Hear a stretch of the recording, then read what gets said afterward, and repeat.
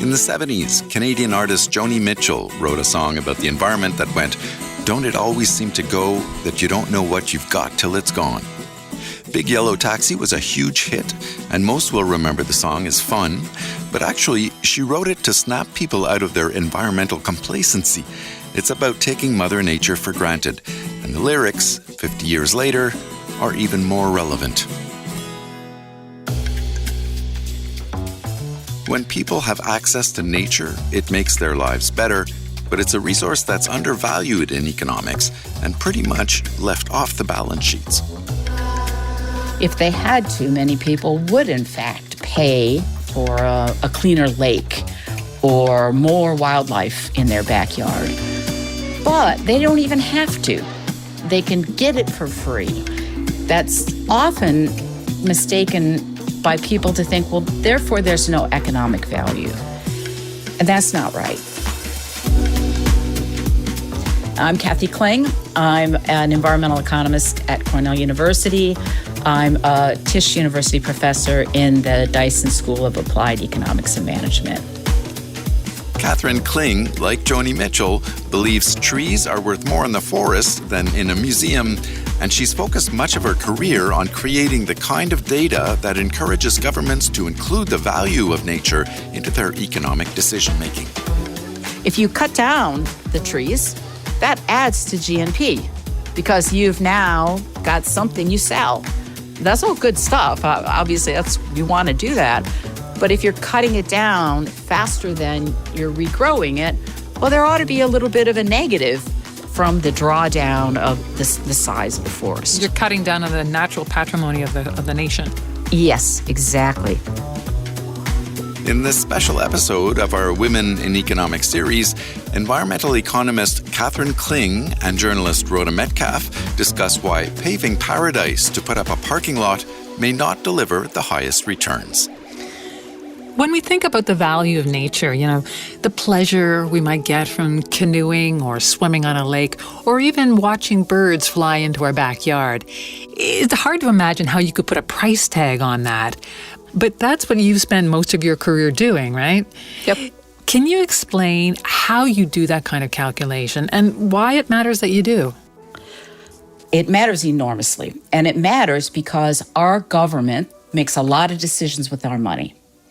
And some of those decisions impact the amount of nature, environmental quality, air pollution, and water pollution that we have to live with. Those things are not bought and sold in markets, typically. And so it's very easy to sort of leave those off the table because they're harder to think about in economic terms. The value that society gets from them. The value, and you framed it very nicely. People spend a lot of time in nature.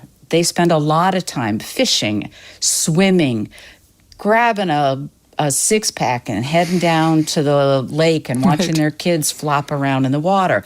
That is something they're enjoying just in the same way as when they go to the movies, just in the same way when they go to a restaurant. But in the latter two, there are market signals that show up in GDP and all the measures. But when it's going to the lake and enjoying birds and watching your kids have a blast dunking each other in water that you feel comfortable is clean enough for them to be in, that doesn't show up in the ledgers in the same way. That's often mistaken by people to think, well, therefore there's no economic value. Economic value just means that it's something that we enjoy, that if we had to, we would pay for. And so the work that I do and others of my ilk is to come up with methods that can allow us to figure out how much would people be willing to pay if they had to. Why is that important? So that we can inform government about how much money, how much of our taxpayer dollars should be allocated to water quality improvement, as opposed to infrastructure on roads, or as opposed to education, very important things as well. Easier to hang a dollar tag on. Right. So if the objective in all of this is protecting nature, I mean, how do you go about calculating the economic benefit or economic value to us in society of a lake, like a clean lake? So one way in which we do this is we look at the prices of houses that are located right on or near a beautiful, clean, pristine lake. Mm-hmm. And we contrast that to houses that are similar, but on a dirty lake. And we find huge values. And there are a number of people, including myself and co-authors, but many people before me that have done this type of work. Water quality, in the way I just described, is one of the areas. But there's also very strong evidence that there's real estate capitalization, we call it, that values are altered by polluted cities versus cleaner cities, toxic waste, many, many examples of this kind of analysis and thinking through how can we infer based on some market transactions. Right. Now that is only going to work for the stock of housing that is near a lake. Right. Most people do not live near lakes.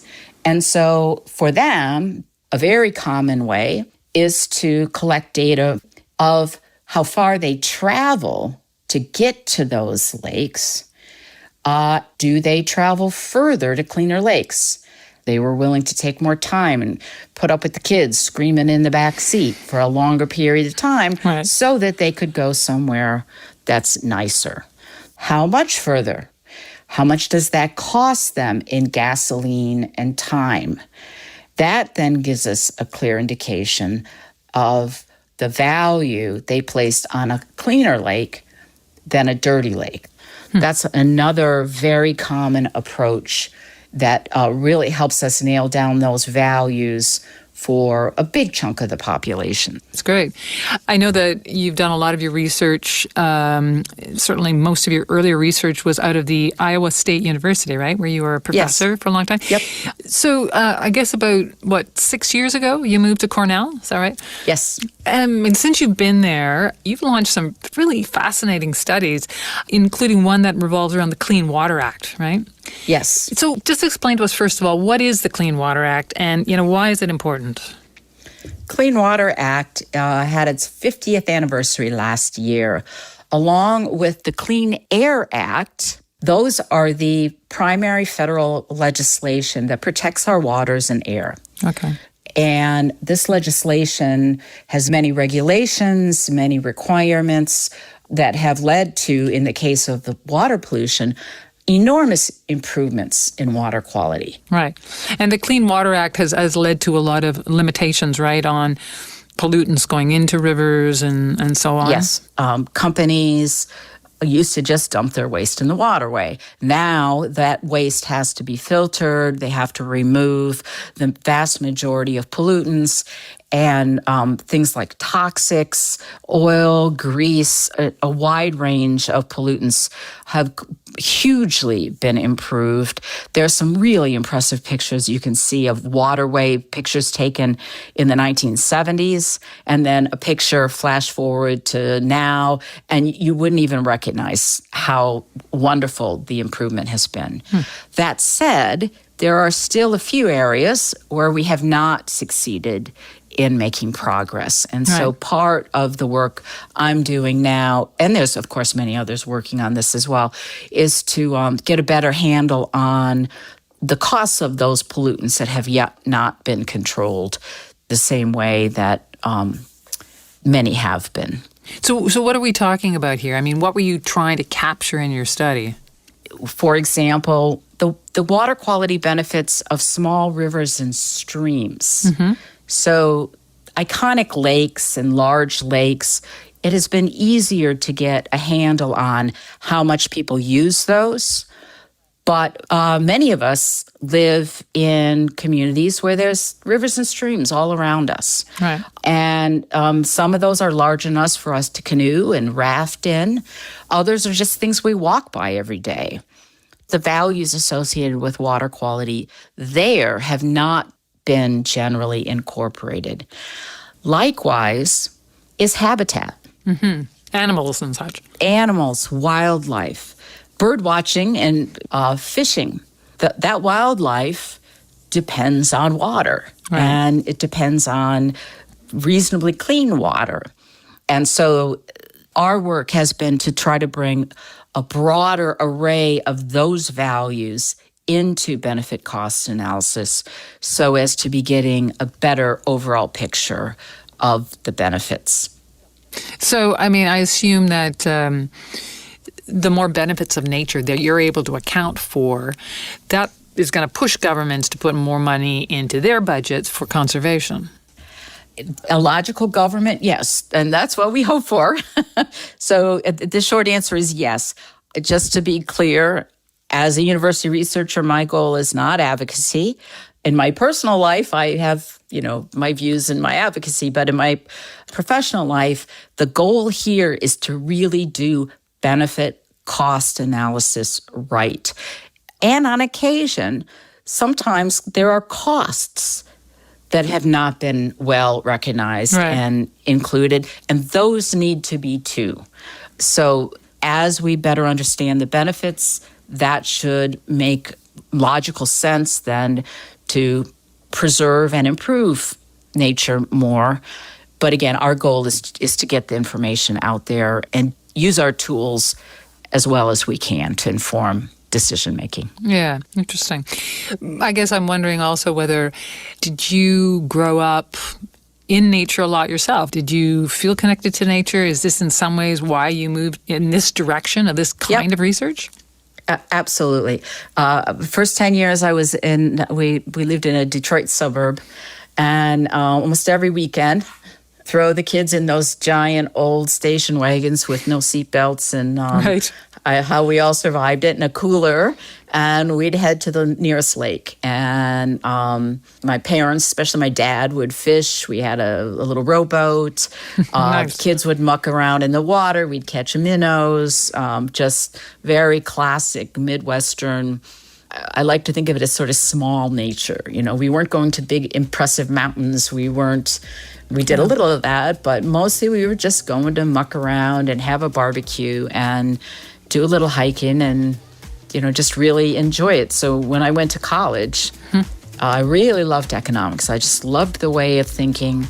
It never occurred to me that there was a thing called environmental economics. Right. And then I went to graduate school, which is where the first place I heard there was. And my brain flipped. I'm like, oh my gosh. I can study things related to the environment and the natural world and do economics? No way, this can't be. And yeah, here I am, 30 years later, made a whole career out of it. And when you went into this sort of environmental economics field, it was a pretty recent, pretty young field, no? Very. Definitely. So how did that feel being in such a kind of new strata of economics? So I ended up going to graduate school at one of the places that had some of the earliest leaders in environmental and natural resource economics, which is the University of Maryland. And at the time, I didn't really realize how nascent the field really was. Right. Because there were several universities, Maryland happened to be one of them, which were hotspots. Mm-hmm. And so when you were at a place like that, there were other people doing this in multiple faculty. Once I went on the job market and started learning more about other departments, I became aware that there were many, many places that had never heard of it, didn't do this weird thing, and it's still not uniformly taught. But with the onset of climate change and the biodiversity crisis and so on, I think just the reality of how important these issues and decisions are. A lot of the people in environmental economics also work on energy. Right. And of course, energy transitions is also huge. And again, that has led to a very clear acceptance in many places. Is that important to you, that your research has direct application to policy? Oh, yeah. It's outstanding. When I started out as an economist, I had this sort of, well, I'm just going to be sitting in my office with a pad of paper and a typewriter. And the more involved I came, the more I realized, no, this can really make a difference in decision making. Because most of us do kind of want to do something useful, or at least some of us in the ivory tower. Right. Right. There's another study you did recently at Cornell, which I thought was very clever, in which you tapped into this huge population of passionate bird enthusiasts. I mean, all these avid birders around the world to learn about air pollution. Now, tell me a bit about that. Cornell's Lab of Ornithology is the world premier institution on birds. And they have also the largest citizen science database in the world. Right. It's called eBird. And exactly as you said, it taps into the enthusiasm of birders all across the world who record the birds that they see, the time of day when they see them, how many, enormous detail, and put those on an app, and that fills out this huge database, which a group of statisticians and others at the lab take and use to come up with estimates of abundance of birds in different locations and at different times. So it's sort of how these bird populations are doing. Yes, exactly. And they are declining. The birds are. Bird numbers have been declining. And in talking about this with a colleague of mine who studies air pollution, he said, I wonder if air pollution, if we can learn anything about the relationship between birds and air pollution. Right. And so I went to the lab folks and said, bird people, can we sit down and talk? Right. And so we worked very closely with ecologists, Amanda Rodewald and others. And what we found is that the Clean Air Act and the regulations that it put in place had very big benefits for bird populations. And this had something to do with ozone, right? It had something to do with... Yes, ozone. And it's ground level ozone. The interesting thing I never would have known, and it's fun to learn from the ecologists, birds are little. Many birds are very little. And birds, they don't breathe in and out. They continuously breathe in. Huh. And so, and so the gist of it is they get twice the exposure to any kind of bad air. They also have very different respiratory systems. They're small. Their heartbeat goes really fast. So air pollution of certain types is basically going to mess with their whole body and be impacted. Right. So basically we were able to quantify that at a large scale and basically say, look, we did this thing for humans, the Clean Air Act. It also turned to have wonderful co-benefits for non-humans, birds, probably any number of other wildlife through this really wonderful citizen science database. And wasn't it the case that you had that the Clean Air Act affected part of the country more than the other part, and that's one of the ways you were able to compare? Exactly. The air pollution has been worse along the East Coast. Right. That's where people are. That's where cars are. That's where lots of the power plants and so on are. So there was these standards that were put in place that applied only to part of the country. And they only applied to part of the year. That allowed us to figure out the counterfactuals is the way we would say it. We need to see birds with air pollution and without, and before and after. And so, yes, that's exactly right. And didn't you come out with some pretty interesting numbers around sort of how much birds were affected by air pollution? Yes. We found very large impacts. Had those air quality regulations not been in place, the decline we would have seen in birds would have been 20 or 25% more. The bird losses would have been substantially worse. So what's the economic element of this study? I mean, you're the economist in this. What does economics bring to that? One of the main things economics brought is the way of thinking about how to assess this data. And then there would be some economists who would say, well, that's not really economics. That's kind of ornithology, epidemiology. That's fair enough. I don't really care what you call it. If it's good, careful analysis that answers really important questions, I think I'm very happy with that. That said, there is, in my mind, a very clear economic component, because before you can monetize things, you need to know what the impacts are. So if birds have value to people, and we know they do, in order to determine how valuable the Clean Air Act amendment, for example, was in its role in saving birds, we need a sense of how many birds it saved. So you've been focused on this work of sort of calculating the economic value of nature. Is this going to play a role, do you think, in some of the environmental battles of the future? Oh, yeah.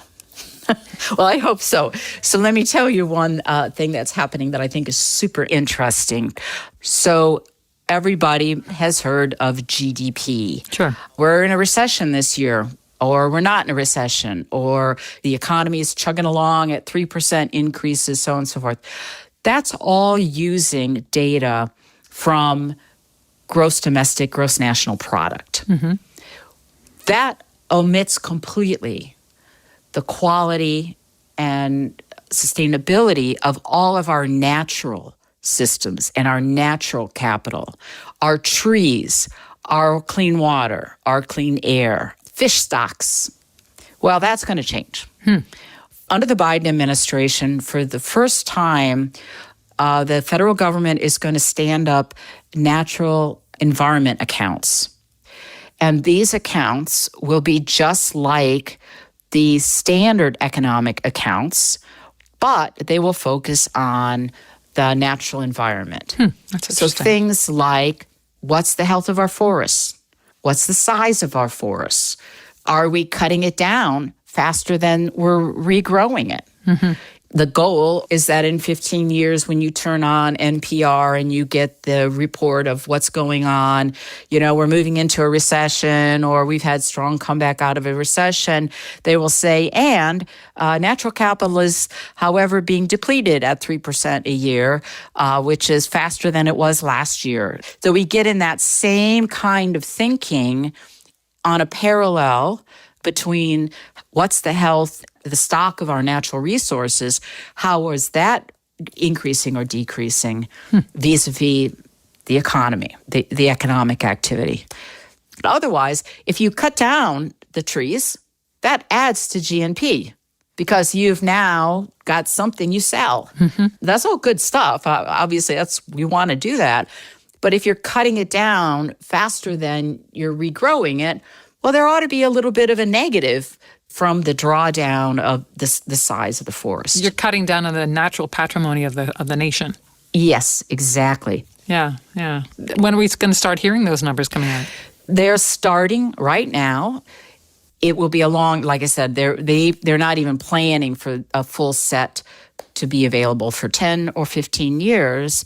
Turns out that that's exactly how GNP and all of those economic accounts were started 80 or 100 years ago.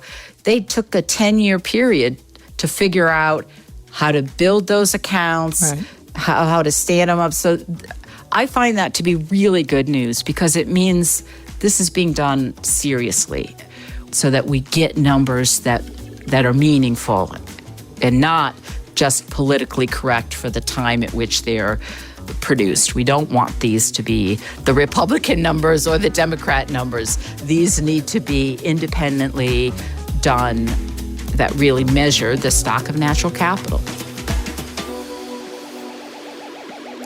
Well, Kathy Kling, it's been a wonderful conversation, very thought-provoking. Thank you so much for joining us on the podcast today. Yeah, this has been great. Really wonderful to be here. Thanks.